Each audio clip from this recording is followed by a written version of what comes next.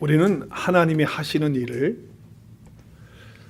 잘 알지를 못합니다.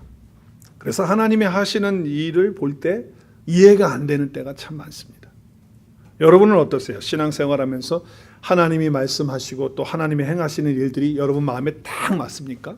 여러분이 다 이해가 되고 야, 하나님이 정말 어떻게 내 마음을 다 이렇게 잘 아시고 이렇게 하실까 이러는 경우가 많습니까? 아니면 하나님이 왜 이 순간에 이렇게 하실까?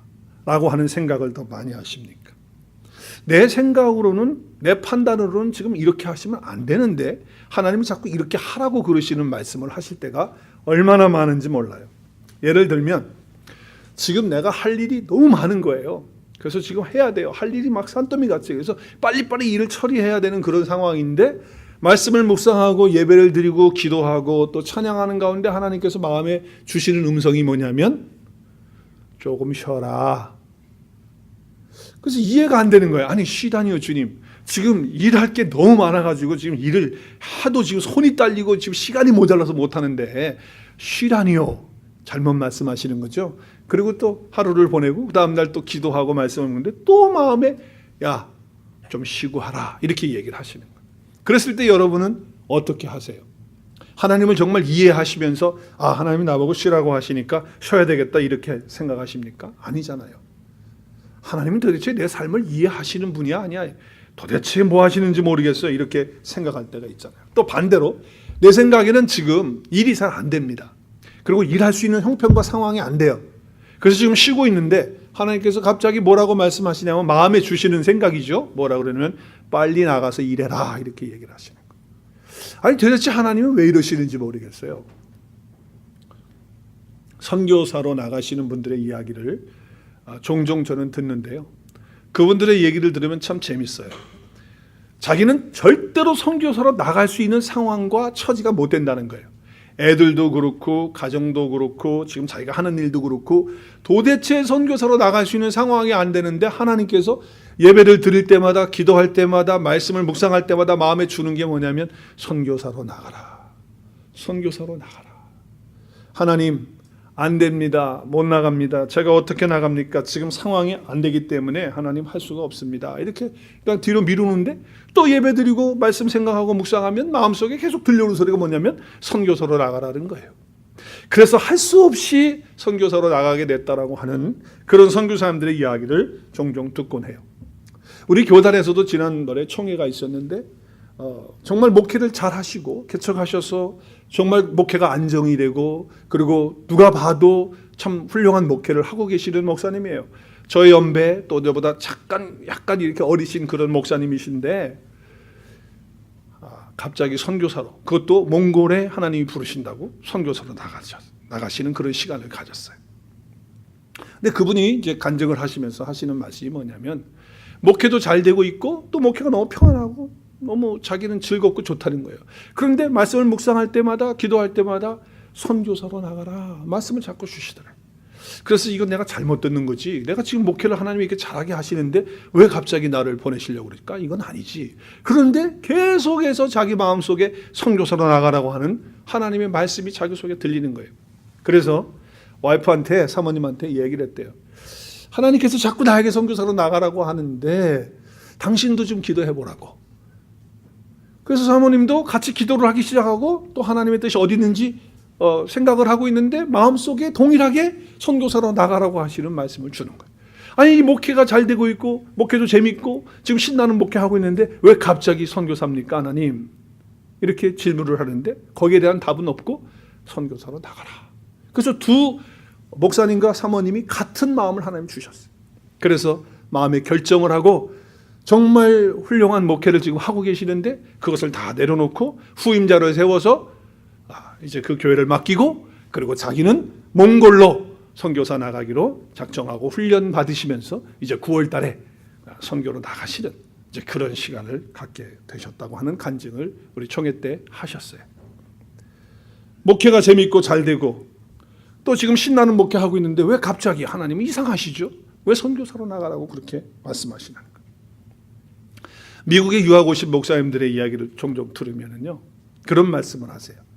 자기는 유학을 갈 형편이 못 됐다는 거야. 한국에서 도저히 상황도 안 되고 가족도 안 되고 재정적으로도 안 되고 할 수 없는데 하나님께서 계속해서 자기는 이해가 안 될 정도로 미국 가서 공부하라고, 유학 가서 공부하라고 말씀을 주시더라는 거예요.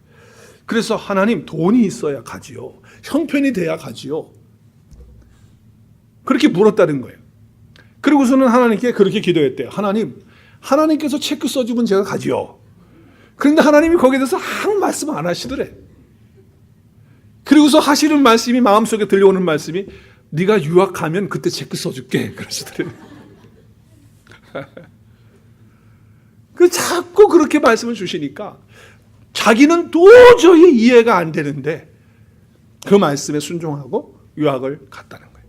그래서 유학을 와서 공부를 하는데 지금까지 굶어 죽지 않고 공부 잘하고 있다, 이제 이런 간증을 하시는 거예요. 이런 경우가 있어요. 지금 제가 남들을 도울 수 있는 형편이 전혀 안 되거든요. 내 끼니 걱정하는 것도, 내가 먹고 사는 것도 지금 버겁고 힘들어요. 그런데 하나님께서 예배하는 가운데, 또 기도하는 가운데, 말씀을 묵상하는 가운데 사람을 도우라는 거예요. 또 심지어는 멕시코의 그 영혼들을 위해서 헌금하라는 거예요. 아니, 내 형편도 어렵고 힘든데 왜 하나님 자꾸 그런 말씀을 하실까? 하나님 대체 내 삶을 아시는 겁니까? 내 상황을 아세요? 저는 정말 하나님 이해를 못하겠습니다. 하나님 왜 그렇게 하십니까? 이렇게 우리는 항변할 수도 있고 또 하나님께 대해서 질문을 할 수가 있어요. 근데 하나님은 그렇게 말씀하시는 거예요. 자기도 힘든 상황인데 내가 먹고 사는 것도, 내 삶도 지금 걱정이 돼서 지금 어떻게 될까 모르는데 하나님은 뭐예요? 도라 그러는 거예요. 아니, 내 주머니에서 지금 돈 나갈 돈도 없는데 부족한데 하나님께서는 뭐예요? 베풀라라고 말씀하시는 거예요. 이해가 됩니까, 여러분은? 마음속에 그런 부담을 주고 그런 마음을 책에서 주는 거예요. 아니, 그렇게 할 때 여러분은 어떻게 돼요? 또 이런 경우가 있어요. 내 마음은 정말 저 사람 때문에 너무 많은 상처를 받았어요. 그래서 저 사람에 대해서 용서할 마음조차도 없고, 그리고 그 사람 얼굴을 보는 것마저도 힘들어요. 그런데 하나님께서 예배하는데, 찬양하는데 그 사람을 용서하라. 그리고 네가 먼저 가서 소를 내밀고 그리고 포옹하라고, 품으라고, 이렇게 말씀하시는 거예요. 이해가 되세요? 하나님, 내가 어느 정도 마음의 준비가 되고 또 그 사람도 마음이 어느 정도 시간이 흘러서 좀 준비가 되고 난 다음에 하나님 나에게 그렇게 말씀하시면 제가 이해를 하겠지만, 하나님 지금 하시는 말씀은 도대체 이건 이해가 안 되는 겁니다. 제 마음이 딱 닫혀있고 내가 그 사람 얼굴 보는 거, 이름 석자 듣는 것도 힘듭니다. 그거 나보고 가서 용서하라니요. 이해가 안 되죠. 여러분, 제가 지금까지 이렇게 서론적으로 오늘 말씀을 쭉 이렇게 하는 이유가 뭘까요? 왜 하나님이 하시는 말씀이 나한테 이해가 되지 않을 때가 많을까요? 왜 그럴까요, 여러분? 그 이유가 뭘까요? 그 이유가 여러 가지가 있겠지만 오늘 말씀을 통해서 볼 때 한 가지가 있어요. 그건 뭐냐면 하나님의 관점과 하나님의 그 생각과 나의 생각, 사람의 생각과 관점이 다르다는 거예요. 이사야서의 말씀에 이렇게 말씀하고 있어요. 우리 함께 이사야서 55장 8절을 같이 읽겠어요. 시작. 이는 내 생각이 너희의 생각과 다르며 내 길은 너희의 길과 다름이니라. 누구의 말씀입니까? 여호와의 말씀이에요. 그러니까 너희들의 생각과 나의 생각, 하나님의 생각은 다르다는 거예요. 하나님이 생각하는 길과 가는 길과 너희가 가려고 하는 길이 다르다는 거예요. 그러니까 사람을 보고 인생을 보는 데 있어서 우리가 보는 것과 하나님이 보는 것이 다르기 때문에 우리는 이해가 안 될 때가 너무나도 많은 거예요. 하나님이 왜 그렇게 말씀하시고 왜 그렇게 행하시려고 하시는지 이해가 안 돼요. 왜 그러냐면 내 생각과 하나님의 생각 다르니까. 내가 가려고 하는 인생길하고 하나님이 생각하시고 계획하신 인생길이 다르니까. 그러니까 그렇게 느껴지고 그렇게 생각이 되어지는 거예요. 여러분, 구체적으로 어떻게 다르냐 하면 사무엘상을 통해서, 정확하게 사무엘을 통해서 말씀하세요. 사무엘상 16장 7절에 보면 여호와께서 사무엘에게 이르시되, 이제 왕을 세우는 데 있어서 용모와 키를 보지 말라는 거예요. 왜냐하면 사울을 너무 멋있게 생겼던 왕이었어요. 그런데 하나님이 순종하지 않으므로 그를 버렸다는 거예요. 그러시면서 하신 말씀이, 우리 밑줄 친 대로 한번 읽겠어요. 시작. 내가 보는 것은 사람과 같지 아니하니 사람은 외모로 보거니와 나 여호와는 중심을 보느니라. 무슨 말씀입니까 이게 지금? 사람이 보는 것과 하나님이 보는 것이 다르다는 거예요. 사람이 하나님이 사람을 보는 관점, 그리고 사람이 사람을 보는 관점이 달라요. 어떻게 다릅니까? 사람은 보여지는 것을 가지고 평가하고 환경을 가지고 말을 해요. 그래서 외모를 가지고 사람들은 판단하고 결정을 해요. 겉으로 보여지는 환경을 가지고. 그런데 하나님은 어디를 보세요? 마음의 중심을 보시는 거. 완전히 달라요. 사람이 보는 것과 하나님이 보는 것이 이렇게 다르다는 거예요. 우리 하나님이 보시는 중심은 우리 사람은 잘 못 볼 수도 있죠. 그렇기 때문에 하나님께서 보시는 인생, 내가 보는 인생, 이 눈과 그 시각이 다르다는 것을 알아야 돼요. 자, 그러면 둘 중에 누가 맞아요? 하나님이 맞아요? 인간이 맞아요? 유치원 질문하고 있네, 그죠? 하나님이 맞죠. 둘 중에 누가 틀립니까? 내가 틀리는 거예요. 하나님은 틀린 적이 없으세요. 분명하시잖아요. 확실하시고. 그래서 이사야서 55장 8절에 아까 말씀대로 내 생각이 너의 생각과 다르고 내 길이 너의 가는 길하고는 다르다라고 하나님께서 이렇게 말씀을 하시면서 9절에 연이어서 말씀하시는 게 뭐냐면 이렇게 말씀하세요. 이는 하늘이 땅보다 높은 같이, 시작, 내 길은 너희의 길보다 높으며 내 생각은 너희의 생각보다 어떻게 높다는 거예요. 내가 생각하는 차원은 이것밖에 안 되지만 하나님이 생각하시고 하나님이 보시는 내 인생은 이렇게 높고 다르다는 거예요. 그런데 우리는 그것을 모르니까 하나님이 하시려고 하는 일에 대해서 이해가 안 되는 거죠. 사무엘상 16장 7절에서 말씀하시는 것도 마찬가지예요. 하나님께서 보시는 것은 우리의 중심을 보시기 때문에 사람과 보는 것이 다르다는 거예요. 여러분, 하나님과 보는 각도가 다른 것은요, 우리 인간과 비교가 될 수가 없습니다. 하나님이 보시는 각도. 그래서 하나님은요, 인생을 만드신 분이에요. 그리고 인생을 주관하시고 다스리시고 그 인생을 갖다가 책임지시고 인생을 상담하시고 인도하시는 인생의 전문가가 하나님이시란 말이에요. 그런데 저와 여러분은 어떻습니까? 저와 여러분은 인생길을 처음 가는 사람이에요. 두 번 인생길 사는 사람이 없습니다.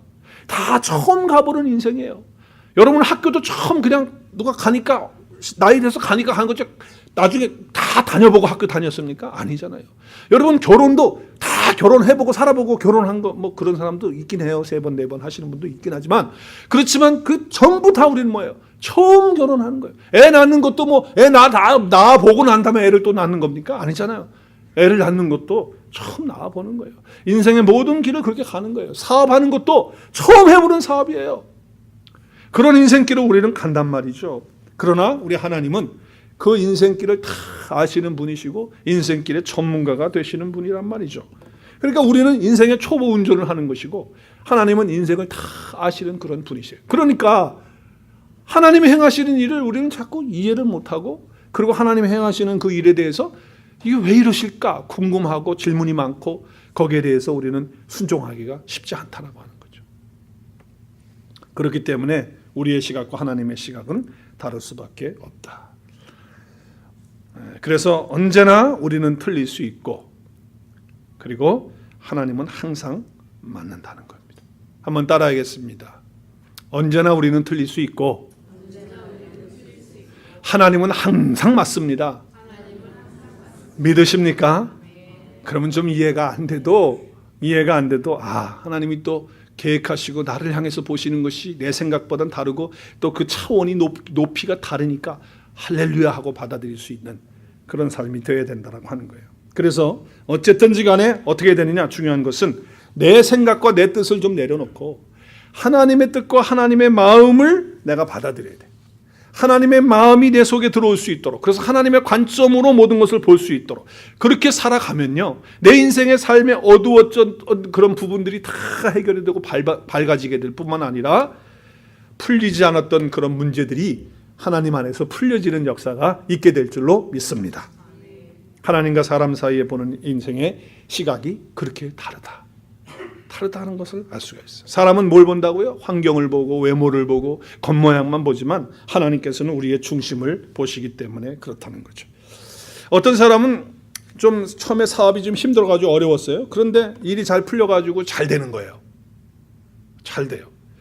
그러면 그 사람이 착각하는 게 뭐냐면 일이 잘 풀리고 일이 성공하면 자기도 잘 된다고 생각하는 거예요.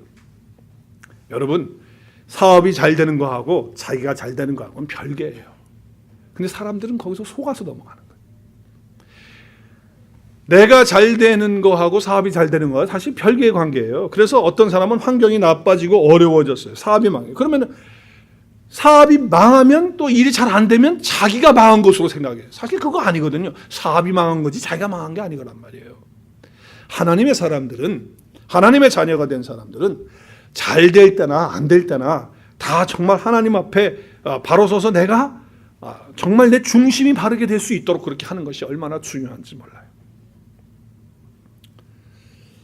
어떤 사람은 좀 잘 되면 교만하기 시작해가지고 마치 자기가 언제부터 그렇게 잘 됐느냐 말이죠. 그 인격이 안 되는 거예요. 그러니까 성공을 하고 잘 됐는데 그 사람이 그 중심이 안 되니까 한다는 소리가 자기 여자 친구들하고 같이 밥 먹으러 가면서 너무 성공하고 돈 잘 벌으니까 친구들이 그러는 거야. 야, 거기 너무 비싼데야. 그런 데 갈 수가 있냐? 우리가 그래도 조금 싼 데 가서 먹자 이러는데 말이죠. 그 돈 잘 벌어가지고 성공하는 사람 뭐라는지 아세요? 예, 너는 그런 걸 먹고 어떻게 사니? 이렇게 이야기한다. 이거 완전히 교만한 거잖아요. 지가 언제적부터 그런 거 먹고 살았다고. 너는 수준이 그것밖에 안 되니 말이죠. 이런 식으로 얘기해. 이거 완전히 교만해요.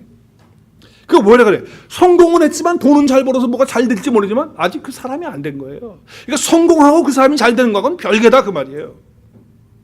잘 안 될 때도 마찬가지. 내가 안 됐다고 나까지 안 되는 겁니까? 그런 건 아니잖아요.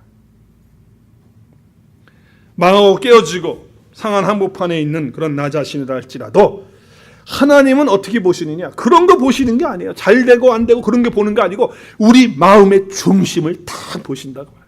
그러니까 하나님이 보시는 건 똑같아요. 언제나 똑같아. 우리는 다르죠. 좋아지면 또 이렇게 보고 나빠지면 이렇게 보고 그러지만 하나님은 똑같이 보신다고 말이에요. 이사야서 49장 15절에 보면 이사야가 이스라엘 백성들을 향해서 이런 말씀을 선포하세요. 여인이 어찌 그 젖 먹는 자의 자식을 잊겠으며 자기 태에서 난 아들을 긍휼히 여기지 않겠느냐. 시작. 그들은 혹시 잊을지라도 나는 너를 잊지 아니할 것이다. 하나님께서 우리를 보시는 관점은 뭐예요? 잊지 않는 거예요.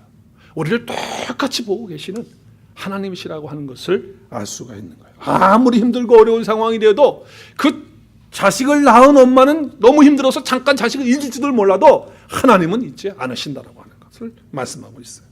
이사야서 44장 21절에도 보면 야곱아 이스라엘아 이 일을 기억하라. 너는 내 종이니라. 내가 너를 지었으니 너는 내 종이니라. 시작. 이스라엘아 너는 나에게 잊혀지지 아니하리라. 하나님에게 잊혀지지 않는 존재라는 거예요. 하나님은 그렇게 똑같이 중심을 가지고 우리를 바라보신다는 거예요. 이사야가 이 말씀을 할 때 하나님께서 주시는 이 말씀을 할 때 그 상황이 어떤 상황입니까? 유다가 완전히 이스라엘이 망하고 유다가 망하고 예루살렘 성이 완전히 회파되고 그래서 그 벽들이 다 깨어져가지고 부서진 상태에서 그 정말 무너진 그런 벽돌 위에서 앉아가지고서 하시는 말씀일 거예요. 그런 상황 속에서 말씀하는 거예요. 이런 상황이 된다 할지라도 나는 너를 잊지 않는다고 하시는 하나님의 그 말씀이 있다라고 하는 것이죠. 뭐 부흥하고 잘되고 영토가 넓어지고 확장되고 나라가 부강한 나라가 되었을 때 한 얘기가 아니고 정말 힘든 때예요. 그럴 때 하나님 뭐라고 말씀하세요? 너는 내 종이다. 내가 너를 만들었다, 지었다. 너는 내 종이니라. 내가 너를 잊지 않는다고 하는 변하지 않는 하나님의 그 가치를 우리가 이 말씀을 통해서 볼 수가 있는 거죠. 그렇기 때문에 인생을 보는 우리의 눈과 하나님의 눈은 정말 다를 수밖에 없다라고 하는 거예요. 하나님은 환경 보지 않습니다. 상황을 보지 않으세요. 우리의 마음을 보세요. 근데 사람은 상황을 보고 그 사람의 형편을 보고 자꾸 그렇게 하고 판단하고 생각하고 말하는 거예요. 그렇기 때문에 우리의 판단과 가치는 하나님이 보시는 것과 다를 수밖에 없다는 것이죠. 힘들고 어려운 그런 상황이 될 때나 또 잘 나갈 때나 그러한 때에 그러할다라고 하는 것이죠. 자, 마음에 있는 어떤 문제를 하나님은 늘 해결하시길 원하시는 거예요. 자, 그래서 오늘 말씀에 보면 이스라엘이 이제 광야 생활을 마치고 모세가 이제 하나님 앞에 가고 여호수아가 그 뒤를 이어서 이스라엘 백성들을 이끌고 갑니다. 그래서 이제 어디 앞에 왔습니까? 요단강 앞에 왔습니다. 물이 범람합니다. 물이 넘칩니다. 그런데 하나님께서는 여호와의 법궤를 든 제사장들에게 발을 내밀라고 합니다. 그때 위에서부터 물이 딱 그쳐지면서 막혀지면서 그 땅을 탁 마르게 해가지고 마른 땅처럼 걸어가게 하시는 그런 역사를 보고 제사장들은 그 가운데 서서 굳건히 서서 흔들리지 않는 믿음으로 가게 되는 것이죠. 그래서 이스라엘 백성들이 다 요단을 건너는 그런 상황이 되었습니다. 자, 그런데 그 상황을 갖다가 누가 들었냐면 가나안 땅의 그 길갈의 근처에 있는 족속들이 들은 거예요. 그래서 오늘 말씀에 보면, 오늘 읽은 본문 말씀에 보면 뭐예요? 아모리 사람들의 왕들과 해변의 가나안 사람들이, 모든 왕들이 여호와께서 요단물을 가르시고, 그죠? 그 물을 다 말리시고, 그래서 이스라엘 백성들이 건너게 했다는 거예요. 그래서 그 많은 숫자들이 다 건너오게 됐다는 거예요. 그 이야기를 듣고 봤어요. 그래서 어떻게 됐어요? 그들이요? 마음이 높고 이스라엘 자손 때문에 뭐 했다고요? 정신 나간 거예요. 이제 어떻게 될지 모르는 거예요. 여러분, 이런 상황이 되면요, 전쟁을 해보시는 분은 알지만 이런 상황이 되면 전쟁에서 어떻게 합니까? 지금 뭐예요? 쳐들어가서 무찌를 수 있는 절호의 기회입니다. 왜냐하면 사람이 마음이 무너져 버리면요, 그러면 뭐예요? 정신이 나가버리면요, 이미 진 거예요. 그 게임은. 얼마나 좋습니까? 벌벌 떨고 있는 그 상황 속에서 이스라엘 백성들이 딱 가면요, 그들은 다 무릎을 꿇고 말 거예요. 그러면 정복하기가 얼마나 쉬워요. 너무나도 좋은 기회예요. 여러분, 지금 청소년 그 국가대표 지금 월드컵 하잖아요. 축구를 안 좋아하시나요? U20을 하고 있어요 지금. 그래서 지금 4강전 끝났어요. 어제 우리 한국이 누가 하고 했어요? 모르죠. 그러시면 어떻게 섭섭하게. 세네갈하고 했잖아요. 세네갈하고 4강전, 8강전을 했잖아요. 그래서 한국이 4강에 올라갔어요. 뭐 30 몇 년 만에 이루어지는 거라고 그러더라고요. 4강에 올라가는 게. 그 4강에 월드컵 4강에 올라간 거예요. 근데 먼저 1대0으로 지고 있다가 1대1 비기다가 또 2대1로 지다가 2대1 비겨가지고 연장전 가서 한 골 먼저 넣었다가 또 고초수 넣어서 비겼어요. 그래서 뭐합니까? 연장전까지 비기면 어떻게 돼요? 페널티킥 하는 거예요. 5명씩 페널티킥. 근데 페널티킥 쏘는데 한국 사람이 먼저 쐈는데 골키퍼가 막아버렸어. 안 보셨군요. 저는 어제 설교 준비하면서 너무 궁금해가지고 그걸 하이라이트로 봤는데. 그런데 그 아나운서하고 해설자가 뭐라고 얘기한 줄 아세요? 이렇게 얘기하는 거예요. 지금 선수들이 마음이 흔들리면 안 됩니다. 마음이 내려앉으면 지금 이거 경기 지는 겁니다. 마음을 굳게 해야 됩니다. 이렇게 계속 얘기하더라고요. 그러니까 골키퍼하고 1대1 상황 속에서 마음이 흔들리면요, 진 거예요. 지금 보세요. 이스라엘 자손들 앞에서 하나님이 행하시는 일들을 보고서요, 지금 가나안 사람들이 마음이 지금 무너져 있는 거예요. 완전히 떨리고 있는 거예요. 흔들리고 있는 거예요. 이건 진 게임이에요. 그래서 어제 우리 한국 선수들이요, 마음을 강하게 해가지고, 야, 페널티킥에서 처음에 2골을 다 막았어요. 세네갈이 2대0으로 지고 있었어요. 그럼 거의 진 거거든요. 그런데 3대3으로 가더라고. 그러더니 4대3으로 역전시켜버렸어. 마지막. 대단한 거죠. 신났죠. 마음이 무너져 버리면 다 끝나는 거다 그 말이죠. 정신을 잃고 있어요 지금. 그래, 얼마나 좋은 기회입니까? 들어가면 거저 먹는 거예요 지금. 비즈니스 하는 사람도 마찬가지 아니에요? 뭐가 좀 일이 되고 좀 잘 되는 것 같으면 그때 빨리 투자하고 그때 벌려야 되는 거 아니냔 말이에요. 그거는 우리 인간의 생각이 당연한 거예요. 누가 봐도. 지금 이런 상황이라면 누가 봐도 어떤 판단이 내려야 됩니까? 준비, 돌진 해야 되는 판단이에요. 그런데 하나님은 오늘 제가 서론에서 말씀드린 것처럼 이해가 안 되는 말씀을 하세요. 그게 뭐예요? 오늘 2절 말씀이 있어요. 2절 같이 읽겠어요. 시작. 그때 여호와께서 여호수아에게 이르시되 너는 붓싯들로 칼을 만들어 어떻게 하라고요? 칼을 만들어서 전쟁 무기를 만들라고 그랬죠? 군사들을 다 모아가지고 칼 날카롭게 세우라고 지금 그랬죠? 전쟁 나가기 위해서. 그랬습니까? 지금 이해가 되는 얘기를 하셔야지 이걸 이해가 돼야 이게 뭘 할 거 아니냔 말이에요. 갑자기 남자들의 그 부분을 잘라내는 일을 왜 합니까 지금? 광야 40년 동안에 지금 안 했거든요. 근데 왜 갑자기 지금 이런 절호의 기회가 왔는데 하나님께서는 이렇게 기회를 다 놓쳐버리는 얘기를 하시면서 말도 안 되는 할례를 행하라고 이렇게 말씀하실까요? 왜 그러실까요? 여러분, 할례 받으면 남자들이 어느 정도 고통받을 것 같으세요? 할례 받으신 분들 얼마나 고통받아요? 여자분들은 모르실 거예요.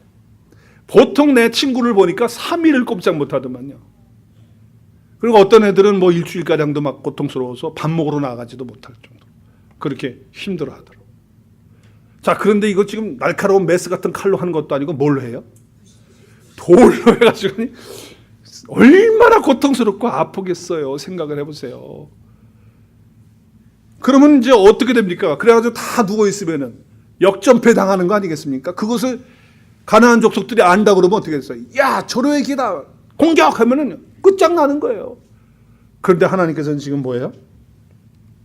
할례를 행해라고 이렇게 말씀을 하신다는 거예요. 인간의 생각과 하나님의 생각이 달라요, 같아요? 완전히 이렇게 다른 거예요. 아니, 가나안 땅을 다 점령하고 나서 할례 받으라고 하면 안 돼요? 생각해 보세요. 안 돼요? 40년 동안 그동안 안 받았잖아요. 조금 기다렸다 받으면 어땠는데 왜 지금 이렇게 저렇게 귀한 시간에 할례를 받으라고 그러는 거예요? 또 승리한 다음에 받으면 어때요? 또 여러분이 좋아하는 거 시간 날 때 받으면 얼마나 좋아. 시간 날 때 양육반 시간 날 때 하면 얼마나 좋아. 근데 왜 하필이면 지금이냐. 한가할 때 받으면 얼마나 좋아요. 근데 왜 지금 할례를 행하라고 그러는 거예요? 지금 얼마나 중요한 시점, 총각을 다투는 이런 시점에서 하나님은 엉뚱하게 이렇게 말씀을 하시냔 말이에요. 도대체 이해가 안 된다 그 말이에요. 왜 할례를 행하게 하셨을까요? 오늘 말씀을 보니까 하나님은 외모를 보지 않으시고 뭘 보기 때문에 지금 이스라엘 백성들이 성공하는 것 같아요. 잘 나가는 것 같아요. 잘 나가잖아요. 지금 얼마나 잘 나가요. 그런데 하나님이 뭘 보시고 있어요? 하나님이 이스라엘 사람들의 중심을 봤는데 그 중심에 뭐가 있는 거예요? 뭐가? 해결해야 될 부분이 있는 거예요. 아직도 무엇인가 품고 있는 잘못된 것이 있는 거예요. 그것이 오늘 뭐라고 말씀합니까? 9절 같이 읽겠어요? 시작. 여호와께서 여호수아에게 이르시되 내가 오늘 애굽의 수치를 너에게서 떠나게 하게 하였다 하였으므로 그곳 이름을 오늘까지 길갈이라 했다. 뭐가 있다는 거예요? 그 속에 뭐가? 애굽의 수치가 여전히 있다는 거예요. 애굽의 수치. 이 애굽의 수치가 뭘까? 우리 모르죠. 애굽의 수치가 뭘까? 그러나 출애굽기서를 통해서 보게 되면 애굽의 수치가 대충 뭐라는 것을 우리가 알게 돼요. 뭐예요? 애굽의 수치가. 지금 하나님은 그 애굽의 수치를 먼저 해결하시기 원하시는 거예요. 지금 잘 되고 있어요. 그 공격하면 다 차지할 수 있는 아주 절호의 기회예요. 그럼에도 불구하고 하나님은 중심을 보기 때문에 그 애굽의 수치를 제거하기를 원하셨던 거예요. 그래서 뭘 행하라는 거예요? 할례를 행하라는 거예요. 할례는 뭐예요? 잘라내버리는 거예요. 자, 그러면 애굽의 수치가 우리에게 지금 뭘까? 뭘까요? 죄지요. 당연히 죄죠. 어떤 죄일까요? 첫 번째, 오늘 출애굽기서를 통해서 볼 때 애굽에서 가지고 나온 뭐예요? 너의 근성입니다. 우리가 예수 그리스도 안에 들어와 있음에도 불구하고 자꾸 애굽에서 살았던 그 과거의 세상에서 살았던 아직 하나님의 자녀가 되어지고 깨닫지 못하고 살았던 그 생활의 습관과 그 모든 근성들을 그대로 가지고 있다는 거예요. 지금 하나님은 그것을 잘라내기를 원하시는 거예요. 지금 성공하고 잘 나가고 지금 땅을 정복하는 그것이 중요한 것이 아니고 그 속에 중심을 보시는 하나님은 사람들이 볼 때는 야 지금 되는 것 같고 이렇게 보이지만 하나님이 볼 때는 중심 보기 때문에 그 노예의 근성을 끌어내는 거예요. 그 노예의 근성 가운데 그 노예의 근성의 죄가 뭡니까? 우리가 출애굽을 통해서 잘 알잖아요. 뭐예요? 불평, 원망, 비난, 불신, 전부 이런 것들이에요. 이런 것들이 지금 이스라엘 백성들 가운데 그 2세들 가운데 지금 있는 거예요. 하나님 중심을 보셨잖아요. 그래서 그 애굽의 수치는 바로 그것이다 그 말입니다. 죄의 근성입니다. 노예의 근성, 세상에서 아직 예수 그리스도를 알지 못했을 때 가지고 있었던 그것들 아직도 그것이 속에서 꿈틀거리고 있는 거예요. 하나님은 그것을 할례를 통해서 제거하기를 원하셨던 거예요. 여러분 출애굽을 할 때에는요 다 할례 받았던 사람들입니다. 그러나 그들이 광야 생활하면서 하나님 앞에 얼마나 불신을 하고 불신앙적인 태도를 했는지 하나님이 그 말대로 다 광야에서 죽게 했어요. 여호수아와 갈렙하고 2세들만 살았어요. 그러니까 그 2세들은 할례를 광야 동안에 안 했거든요. 광야에서. 할례를 받아본 적이 없는 거예요.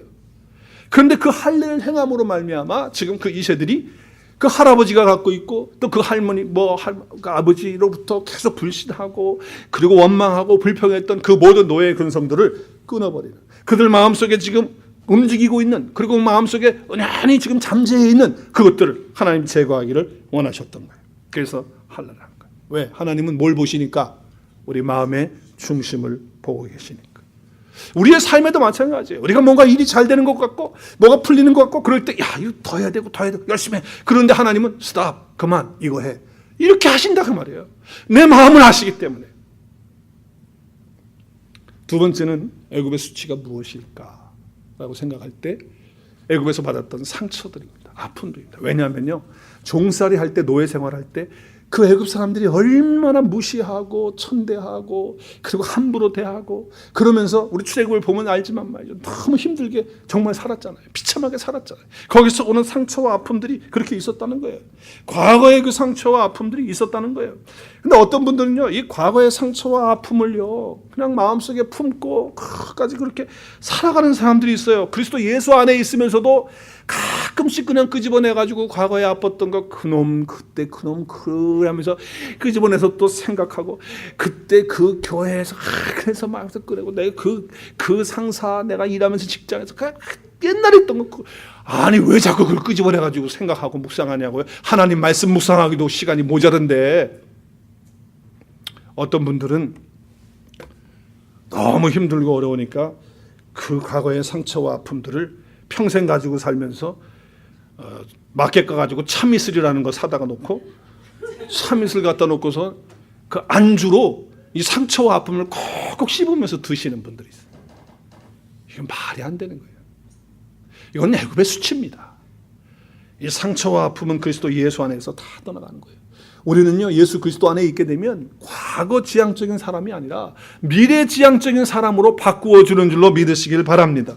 우리의 삶은 이제 과거가 아니에요. 한번 따라하겠습니다. 과거를 묻지 마세요.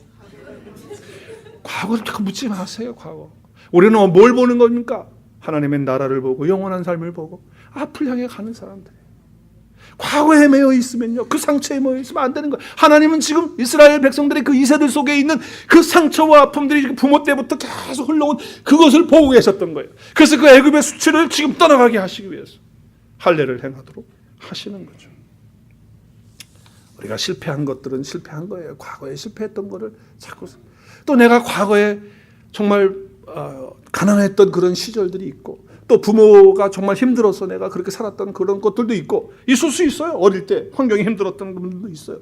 그런 거 가지고 품고 있다고 한다면 그건 합당하지 않은 거예요. 우리 그리스도 예수 안에 있다면 그 모든 것들은 다 떠나고 없는 것이죠. 수치와 그 고통과 상처는 우리 마음 중심에 그리스도 예수 안에서 다 해결돼야 된다라고 하는 것을 말씀하시는 거죠. 세 번째는요, 애굽에서부터 가져온 영적인 심각한 문제가 있습니다. 그게 뭡니까? 우상 숭배입니다. 여러분, 애굽에서 나와가지고도요, 모세가 안 내려오니까 어떻게 했습니까? 아론을 부추겨서 어떻게 해요?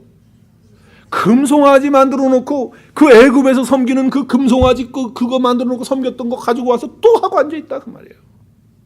계속해서 그 속에 그 다음 세대들까지 지금 그게 있는 거예요. 그 속에 하나님은 그것을, 그건 정말 애굽의 수치란 말이죠. 그것을 잘라내기를 원하시는 거예요. 하나님보다도 더 사랑하고 하나님보다도 더 관심을 가지고 있는 게 다 우상숭배, 우상이죠. 그것들에 대해서 생각하는 거죠. 여러분, 노예로 사는 이스라엘 백성들은요, 자기 주인을 섬기면서, 애굽 사람들을 섬기면서 두 가지의 마음이 있었을 거예요. 분명히 성경에 보면 알아요. 왜냐하면 주인을 섬기면서 한 마음속에는 그 주인을 증오하죠. 자기가 종살이 하는 게 얼마나 힘들어요. 그러니까 괴로워하고 증오해요. 그러면서 한편으로는 동경을 합니다. 흠모한단 말이에요. 왜? 주인이 잘 나가잖아요. 그 문화가 좋잖아요. 근데 그 문화를 주인은 다 누리고 있잖아요. 그러니까 그 마음속에 나도 저렇게 좀 살아봤으면 하는 그런 생각이 든단 말이죠. 두 가지의 마음이 왔다 갔다 하는 거예요. 미워하고 증오하면서 또 마음에는 흠모하고 나도 저렇게 살아봤으면 하는 그런 생각이 온다는 거죠. 그랬을 때 하나님은 그 중심을 아시기 때문에 그것을 다루시는 거예요. 자, 그래서 애굽의 그 수치를 제거하기 위해서 하나님이 하신 게 뭐라고요? 오늘? 뭐예요? 시작, 뭐예요? 할례입니다. 자, 이 할례는 이런 의미가 담겨져 있어요. 할례는 그들을 다시 하나님의 언약에다가 연결시키는 것입니다. 자, 할례를 처음 받았던 사람은 누구예요? 양성훈 목사가 제일 처음에 받았죠, 할례. 누가 할례 제일 처음에 받았어요? 오집사님 받으셨나? 제일 처음에. 누가 받았어요, 할례를? 아브라함이 제일 처음에 할례를 받았어요. 왜 하나님께서 할례를 받도록 하셨을까요? 언제 어느 시점에 할례를 아브라함에게 행하라고 그렇게 말씀하셨습니까? 여러분, 하나님과 아브라함은 언약을 하셨는데요. 그리고 약속을 이렇게 하셨어요. 약속을 보면 창세기 15장 13절에서 14절 보면 이렇게 약속하세요. 여호와께서 아브라함에게 이르시되 너는 반드시 알라. 내 자손이 이방에서 뭐가 된다고요? 객이 된다는 거예요. 이제 나라를 뺏기고 이제 종노릇 한다는 것을 말하죠. 그래서 몇 년 동안 한다고요? 그들이 400년 동안 내 자손을 어떻게 한다고요? 괴롭힌다. 그러니까 이스라엘 백성들이 애굽 생활을 몇 년 했어요? 400년 했어요. 400년 혹은 430년. 그 400년가량을 그 종살이 하면서 괴롭힘을 당하는 일을 했어요. 그런데 14절에 보니까 뭐라고 그래요? 그들이 섬기는 나라를 내가 증벌하겠다는 거예요. 그래서 10가지 재앙을 통해서 어떻게 합니까? 출애굽하도록, 그때 가지고 나오는 재물도 많도록 하시겠다고 약속하셨어요. 언약하셨어요. 그대로 되어야 한대요. 그대로 되었단 말이에요. 그래서 오게 됐다는 거죠. 그래서 지금 가나안 땅에 들어오는 그런 상황이 되었어요. 자, 할례 받기 전까지는 이스라엘 백성들이 다 노예였어요. 노예였단 말이에요. 수치를 당한 사람들이었어요. 열등한 사람들이었어요. 애국 사람한테 놀림당하고 비난당하는 그런 존재였어요. 그런데 할례를 받고 나서 아브라함과 연결이 되고 나니까 그때부터 창조주 되신 하나님께서 모든 삶을 운행하시고 지키시고 역사하시는 것을 보게 되는 거예요. 그래서 할례를 통해서 야, 하나님이 이렇게 일하시는구나. 하나님이 이렇게 역사하시는구나. 나는 지금 이런 상황 속에서 하나님이 왜 이렇게 하시는지 몰랐는데 내가 하나님의 언약의 백성이라는 것을 깨닫게 되면서 하나님의 섭리와 하나님의 역사는 이렇게 이루어지는 것이라는 것을 알 수 있게 되었다고 하는 것이죠. 여러분, 아브라함이 할례를 행할 때 나이가 99세예요. 여러분, 99세 전에 어떤 일이 있었습니까? 하나님께서 아브라함을 75세에 불러가지고서 하늘의 별처럼 바다의 모래알처럼 내 후손이 많게 하겠다고 했어요. 그리고 사라와 너를 통해서 후대에 그렇게 약속의 자녀들을 주겠다고 했어요. 그런데 시간이 지났는데 10년이 지났는데도 줘요, 안 줘요? 안 주니까 사라가 불안해요. 자기는 이제 알 수가 없어요. 그래서 어떻게 해요?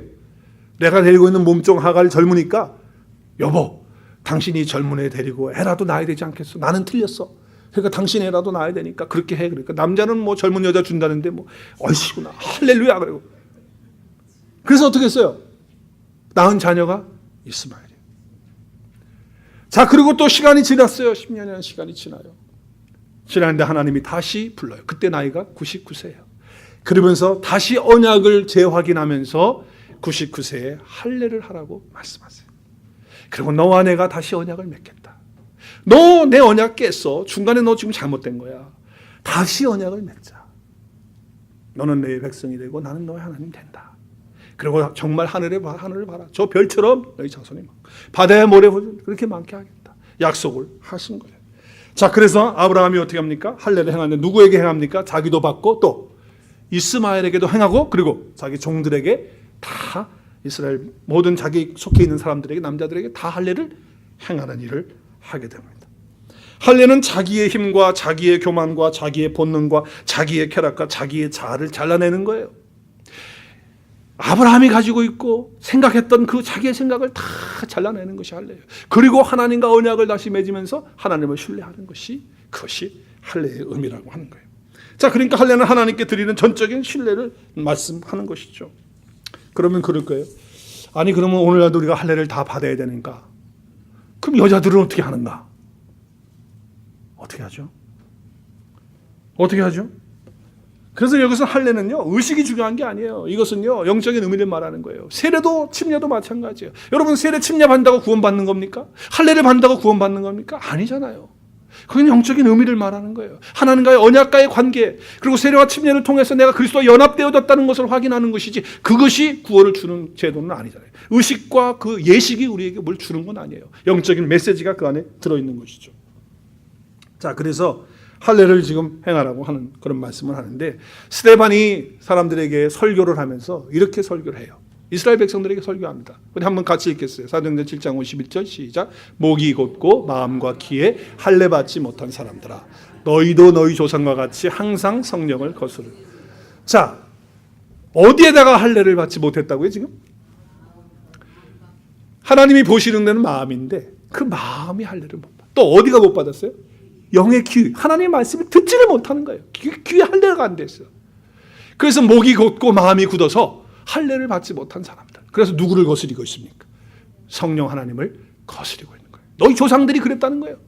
할례 아무리 받으면 뭐하냔 말이에요. 거길 잘라내면 뭐하냔 말이에요. 영적인 의미가 없고 그런 삶의 체험이 없고 정말 마음의 할례를 받지 못하는 것이라고 한다면 아무 의미가 없다는 거예요. 그래서 로마서 2장 29절에 할례는 뭐라고요? 어디에다가 한다고요? 할례는 마음에 할지니 영에 있다라고 하는 거예요. 육신에 있는 것이 아니라는 거예요. 그래서 이 할례는 하나님에게서 오는 할례다라고 하는 것이죠. 그래서 골로새서 2장 11절에 그 할례는 그리스도의 할례라는 거예요. 손으로 하지 않는 할례를 받는 거예요. 이제 우리는. 그게 무슨 할례? 그리스도의 할례. 그리스도 할례는 뭡니까? 내가 예수 그리스도를 마음으로 믿고 고백하고 영접하고 그래서 그리스도와 함께 내가 어떻게 된 거야? 어떻게? 하나 되고 연합되어지는 할례를 받는 것. 그것을 말하는 거예요. 참 신앙은 바로 그거라는 거예요.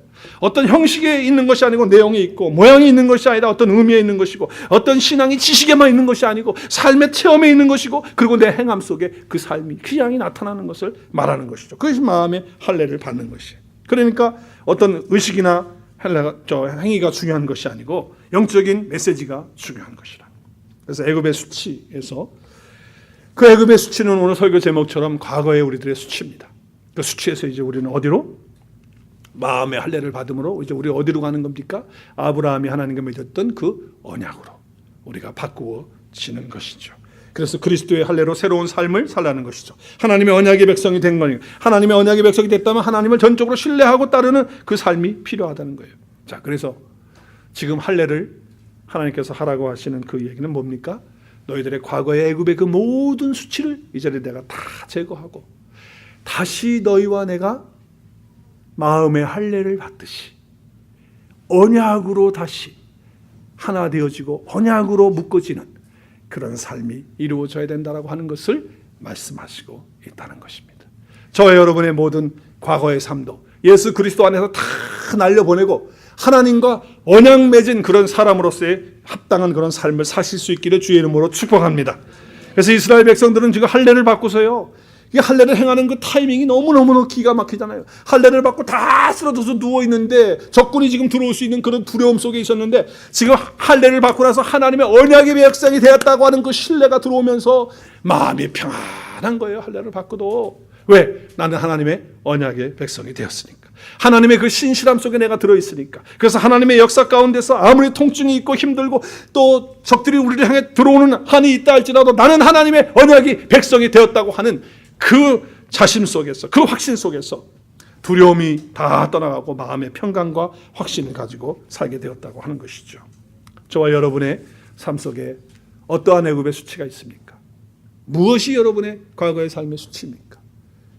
그 모든 것들을 그리스도 예수 안에서 마음의 할례를 통해서 다 흘려보내시고 하나님과 나와의 그런 언약의 사건을 통해서 다시 한번 하나님과 연합되어지면서 그리스도와 연합되어지면서 하나님께서 날마다 우리에게 주시는 이 가나안을 정복하고 또 이루면서 하나님의 언약의 백성으로 하나님의 언약을 나타내고 하나님의 언약을 이루어드리는 존귀하고 아름다운 주의 언약의 백성들 다 되실 수 있기를 주님의 이름으로 축복합니다.